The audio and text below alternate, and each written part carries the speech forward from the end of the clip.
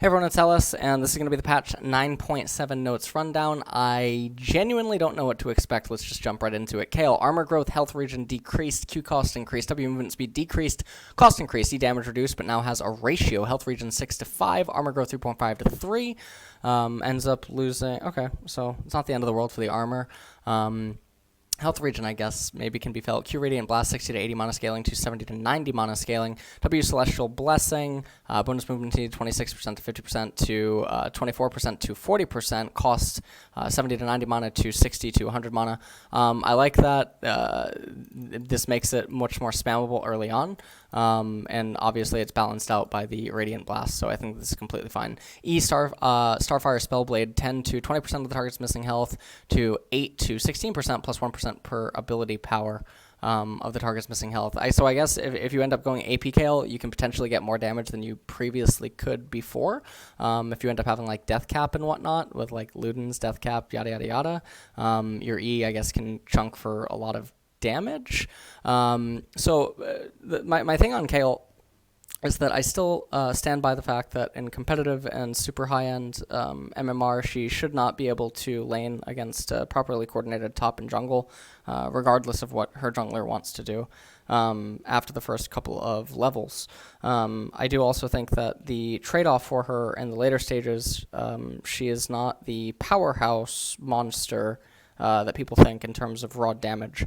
I think that the ultimate and the E is obviously the best thing, because if you can have another strong carry inside of the team, then Kayle gets quite good. I also think that the meta right now is kind of nice in the sense that lane bullies have been constantly getting hit, and I think that this is also a thing that helps her in a little bit. Like, for instance, Jace was hit, Aatrox was hit, Akali was hit.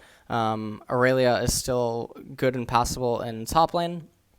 But a lot of champions have just been constantly getting hit in recent patches.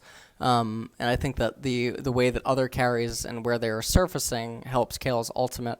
I do still think that it, in theory, again, against coordinated lane, should be really hard for her to lane. There's a lot of champions that do beat her inside of the laning phase.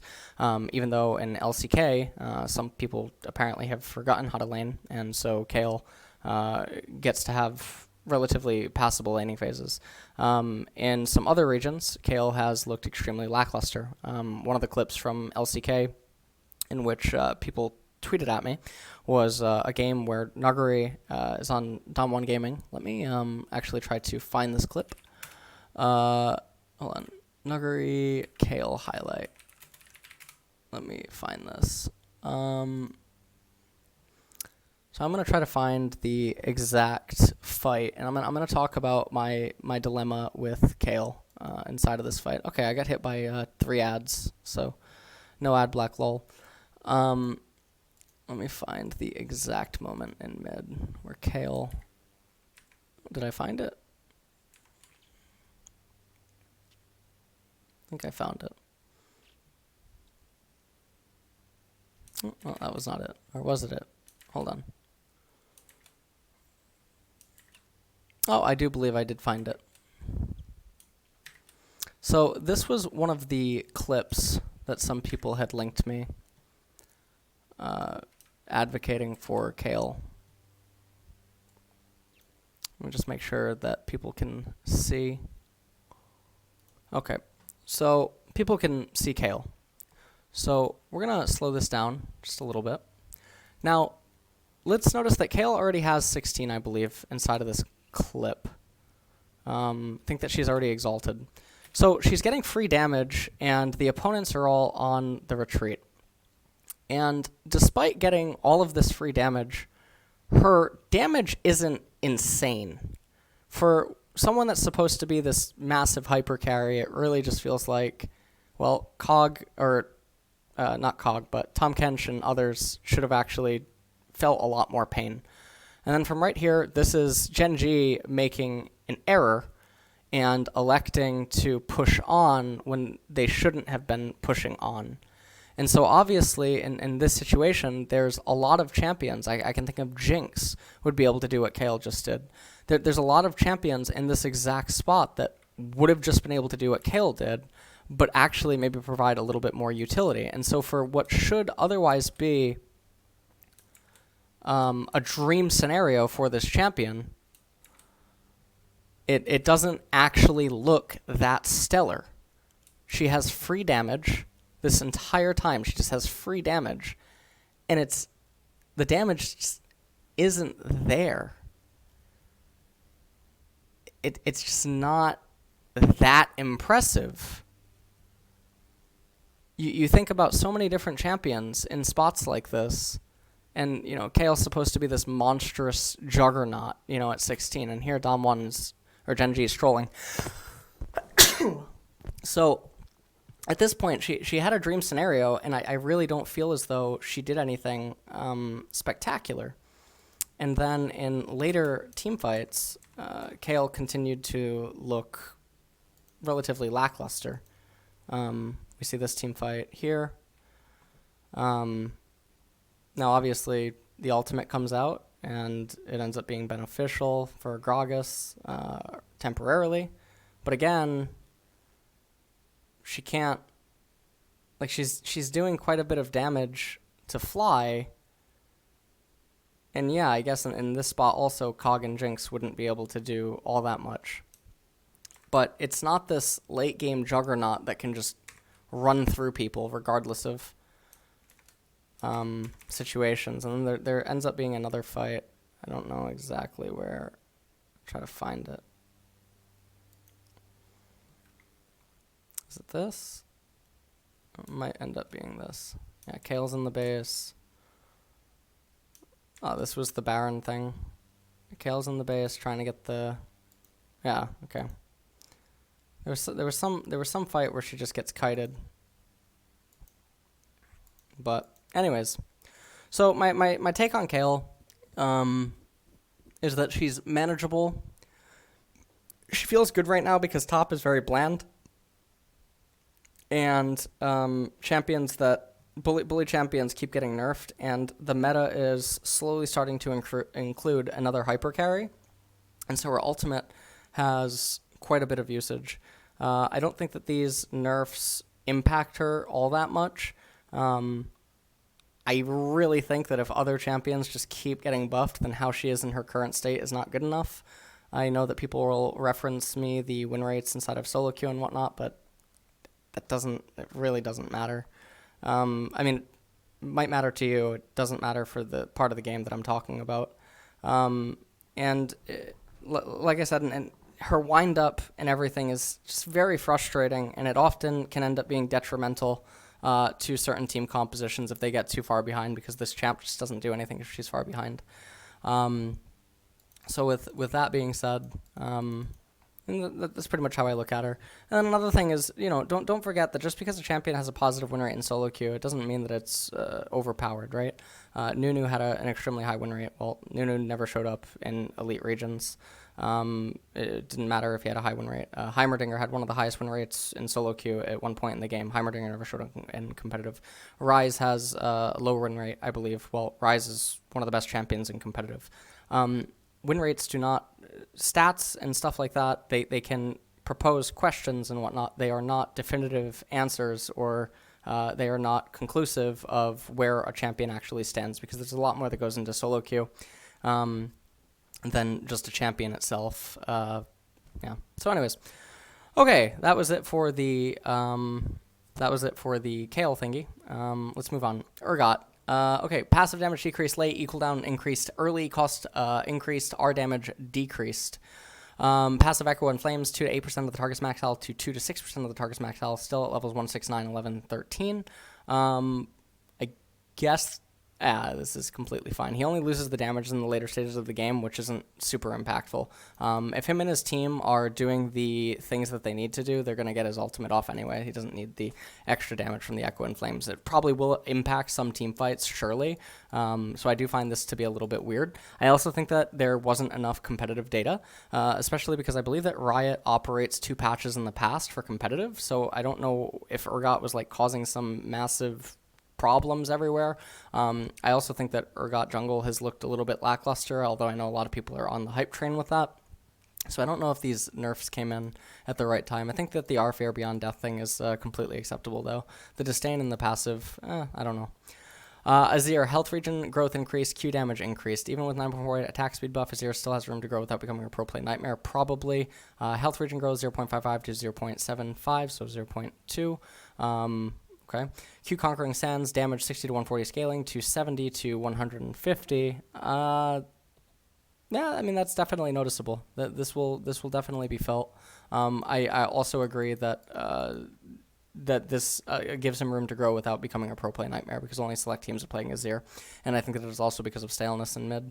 Cho'Gath, Q cooldown decreased. Wow, this is really big. We're helping out Cho'Gath with some power to his primary crowd control and zoning. I think that Cho's actually in a pretty good spot right now. I think that he is viable. I think that he is a champion that people have forgotten about, and like I said before, a lot of champions that were good against him have been getting hit lately, and the way that the meta is that even some of the champions that are good against him are not good or well fit in the current meta, and so even if they end up getting picked and they're able to abuse him and bully him, it doesn't mean that in the 5v5 that they're somehow going to be good. So yeah. Dr. Mundo, cool. Q damage increased, D attack damage increased, infected cleaver 15 to 25% of the target's health to what? 20 to 30%. E-masochism, minimum bonus attack damage 30 to 90 to 40 to 100. Maximum bonus attack damage 60 to 180 to 80 to 200. This is actually fantastic. I think Mundo's already viable. To be completely honest, I think he's already viable. I think this will probably push him over the edge. Probably going to get a return of Mundo and competitive now for 9.7. I don't know when 9.7 goes off because I believe that LCK and CK are 9.6. So I don't know about other regions. I don't believe this is the playoff patch. Garen, W passive stat increase, cooldown decrease, duration decrease late. First line increasing Garen's scaling with last hits, giving Garen more opportunity to use courage initial window of tenacity and damage reduction, okay? Passive resistance here is 0.25 per stack up to 40 to 0.33 per stack up to 50. Wow. That's really big. Okay, cooldown 24 to 20 seconds to 23 to 15. And so now with 40% CDR, 45% CDR, if you can end up getting duration. Wait. He can almost have it permanently up?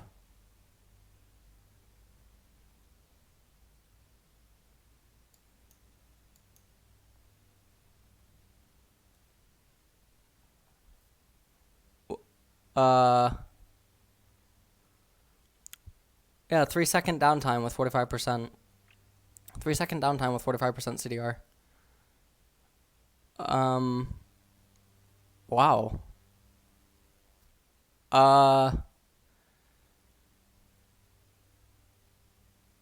Tenacity Rune, Mercury Treads, HP stack. Oh, that's really weird.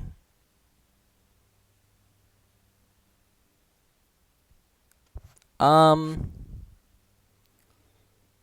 much damage reduction, almost permanently up. You just time it against their good spells, and then they go on cooldown. Wow, that's...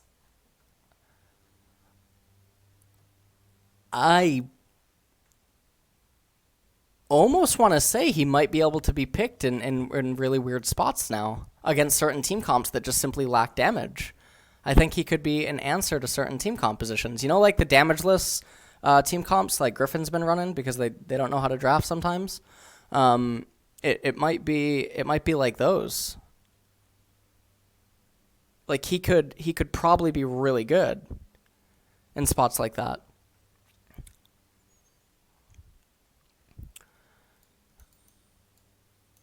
It matters late game. I mean, maybe you max W second now. Maybe you max W second now and it opens up different trades. I have to come back and think about this later. Not right now, but I'd think about it later. Leona, E cooldown decreased. We're increasing Leona's late game crowd control so she can start fights more often when players invest more points into her E. Zenith played 13 to 9 seconds, 12 to... Wow. Okay.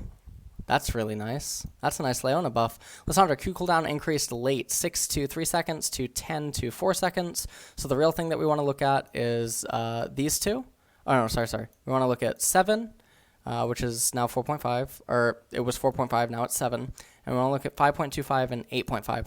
This makes it so that Lissandra can't do a cheater recall, where she can shove in the first 3 waves and then just recall and come back into the lane and have the wave coming into her. This also makes it so that champions that are good against her, like particularly Zoe and Cassiopeia, and champions that should be able to bully her, like maybe Orianna as well, they have a much larger window and they can definitely play more with the minions now, which I think is one of the main problematic things for Lissandra.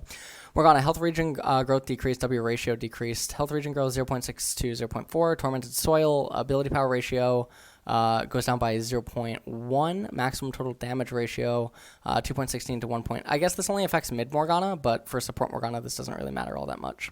Pike Q cooldown decreased, early E stun duration increased. We're giving Pike more all-in power, okay? 16 to 8 seconds to 14 to 8 seconds, okay? Phantom Undertow, stun duration 1.1 to 1.25.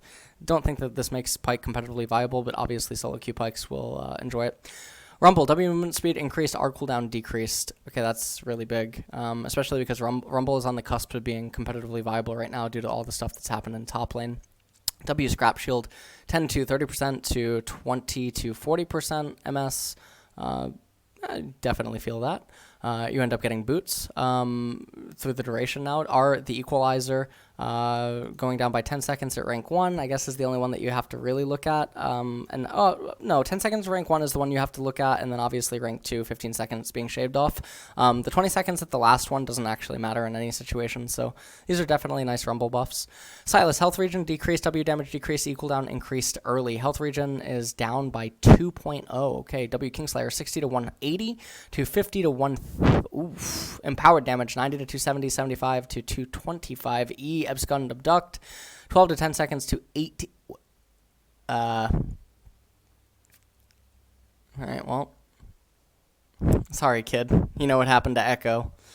Items, Enchantment Cinderhulk. Minion and monster aura increase. Deal 200 to 300% bonus. Oh, this is fantastic. Oh, this is really, really good. For a lot of tank junglers. Oh, that's a fantastic Cinderhulk buff. I think that it will definitely help tank junglers come back because the meta, again, in the jungle is getting very stale. The Darksteel, ability power, sellback value decrease. Sellback value down to 140, ability power 15 to 10. This definitely will kill the stacking of the Darksteel. So I think that's nice. Wits End attack speed, magic resist, cost increase, now grants movement speed, on hit damage lower early, higher late, no longer steals magic resist, now heals on hit. Making Wits End more slot efficient for attack speed. Bruisers, it can now fill the gap where one would consider Maul of Malmortius, but can't due to the overlap in passive with Steric's Lifeline. So this will be a buff for, I believe, Aurelia, but it'll be a nerf for all of the champions that like to use it, like Teemo or like Kog'Maw or Varus, because they deal the hybrid damage and they actually utilize the amplification of the steel. It's also really rough in team compositions where Kog'Maw has AP teammates, like, say, Lissandra or say a Syndra or something, and if they just have Sork Pen Boots and Oblivion Orb, then you can end up giving them true damage on almost every target with the old Wits End. But like this is actually mentioning, champions like Aurelia or like Jax even probably in certain spots are definitely going to want to prioritize this now if they want an offensive... Someone just say my name? Am I hearing something? I don't... Yeah. Okay. Immolate item combat text. Okay, cool. Eyeball collection. Max stacks decrease, total stats unchanged. Kill and assist both grant 1 stack, no longer stacks off wards. Okay, that probably just kills it if it doesn't stack off wards anymore. Yeah, so you need 10 total takedowns and assists. I think that this kills this rune. So probably Poros now. Oh, never mind. Updated. Your ward spawns a Ghost Poro and grants stacks of Adaptive Force when they expire. Gain extra. Okay. Haunted standing in the brush no longer converts Trinket into a Ghost Poro, placing a Ghost Poro in. Okay. Your wards now spawn a Ghost Poro when they expire, giving a vision in the area into scare wood by enemy champions. Ward killed by the enemy don't spawn Ghost Poros. Okay. Spawning a Ghost Poro grants 2 Adaptive Force up to 10 times, max 20. 10 Ghost Poros spawned, gain an additional 10 Adaptive Force. So if you ward defensively everywhere, then you just get a lot of is that what it is? You ward defensively, so this rewards defensive playstyle. This is sort of like Yeah, okay, that's pretty good. Damage to champion after clearing a ward no longer deals bonus damage. I didn't even know that was an effect. Coach, by the way. Clearing a ward grants 2 adaptive force up to 10. Max 20 at 10 wards. Cleared, gain an additional 10 adaptive force. Oh, okay, zombie ward is... Okay, it's changed. Damage versus extremely high health targets increased. Cut down 5 to 12% to 5 to 15%. Yeah, you're going to have to do better than that because it's still not enough. Demolish, max... Oh, well, actually, wait. Wait, hold on. Thinking. No, it's still whatever. Okay. Alright, Demolish. Max health ratio increased. 35% max health. Oh, this is a really big buff for tanks all around. Overgrowth, making it better, especially for people who... Ooh, Mundo, Garen, Ornn, hello, Scion, hello. This is great. Ultimate Hunter, alt cooldown reduction, 5 plus 2% per stack to 5 plus 3% per stack, 20%. That's a Karthus buff. Predator, looking, okay, that's really nice. Practice tool. Can now destroy the enemy nexus through the cheat menu. Can now stack your tier of the Gaudius item immediately through the cheat menu. Okay, that's really cool that they added that. Your shop returns, that's really cool. Bug fixes, no longer fizzles when phantom hit. Okay, Morgana Soul Shackle. Okay, let's take a look at the skins. I actually think this is, this personally just scares me. I really don't like this skin. I don't know. There's just something about it that actually makes me physically feel uncomfortable. I don't know. And I'm not saying that in like a comedic way. Like, oh, wow, pick this and make your opponents feel uncomfortable because it looks so weird. I actually mean that I physically feel uncomfortable looking at the Ivern skin. There's just something about it. And... yeah, I don't know. It's just really weird. It's really strange. I don't know. I actually feel really weird. Okay, so what is this Jarvan? This is a really cool looking Jarvan. It looks like something out of Yu-Gi-Oh or something. So, it looks like Yugi is like summoning some magician. I don't even... I guess that's pretty cool. Hextech Jarvan. Okay, cool. Chromas. Of course they don't have chromas for Hextech Jarvan. All right. So let's just recap one last time. Kayle changes, whatever. It doesn't really impact her because she's not going AP. I think these two are balance each other out. At least they're being gentle with her for either buffs or nerfs. Urgot, I think this is too quick of a reaction, even though I don't think it's going to really change Urgot in the high end and in competitive for the reason that you pick him. Azir, I think this is one of the more balanced changes where I don't think that it impacts competitive. Cho'Gath buff, Dr. Mundo, and Garen are all super fantastic. I really like it. Leona, super like it. Lissandra, I think it's extremely fair, and now you'll end up picking Lissandra for the reason that you want to pick Lissandra. Morgana, completely fine. Pike, whatever. Rumble, on the cusp. Silas, see you later, Echo. Enchantment Cinderhulk is extremely good for the meta because it definitely helps out champions like Zac and Sejuani. I guess Skarner in some instances, and I suppose it even allows some damaged champions to end up going into the tanky route if they want it. So that's kind of nice. Darkseal, all this does is it prevents the stacking of it, so that's sort of whatever. Updated Wit's End, I think this is really good for the bruisers, like it mentioned. I think this is a massive buff for Aurelia. It's the first champion that comes to mind, and then obviously Jax after that. So Eyeball Collection, Ghost Pro, Zombie Ward, already talked about that. Cut down, don't really... I've never seen someone take this as a pro. I've seen Last Stand, which is Karthus. Wait, is it cut down? No, it's coup de grace. Yeah, I don't think I've ever seen cut down. Demolish, fantastic because of all the tank buffs. Overgrowth, fantastic. Beautiful Karthus buff. Predator, whatever. All right, so that is it for the patch rundown. I hope that you guys enjoyed it.